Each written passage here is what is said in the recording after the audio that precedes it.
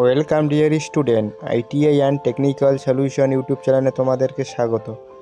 তো আজকে আমি একটা নতুন ভিডিও নিয়ে এসেছি জিলেট কাউন্সিলিং। তো চলো ভিডিওটি শুরু করা যাক। তো ডিয়ার স্টুডেন্ট, প্রত্যেকেই সবাই চিন্তায় আছো যে West Bengal joint entrance board এখনও পর্যন্ত কাউন্সিলিংয়ের ডেট দিচ্ছে না কেন, এটা সবারই মনে কোশ্চেন। তো আশা করা যায় খুব শীঘ্রই মধ্যে West Bengal joint entrance board হয়তো তাড়াতাড়ি নোটিফিকেশন জারি করবে। ডাব্লিউবি জিলেটে যাদের র্যাঙ্ক ভালো হয়েছে, যে সকল স্টুডেন্টদের, তারা দয়া করে একটু ধৈর্য সহকারে অপেক্ষা করো এবং বেশি তাড়াহুড়ো করো না, খুব শীঘ্রই হয়তো নোটিফিকেশন জারি করবে।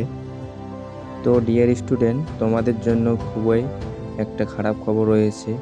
যারা বলতেছো যে যাদবপুর ইউনিভার্সিটিতে এবার আমরা অ্যাডমিশন নিতে পারবো কি না, কিন্তু এবার West Bengal joint entrance board এবার তোমাদের ল্যাটারাল এন্ট্রিতে অ্যাডমিশন নিচ্ছে না।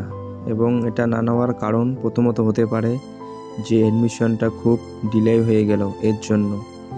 এবং চিন্তা করার কোনো কারণ নেই, হচ্ছে তো হচ্ছে না, তোমরা আরও বাকি সব গভর্নমেন্ট কলেজে ট্রাই করো এবং একটু ধৈর্য ধরে অপেক্ষা করো, কি হয় দেখা যাক।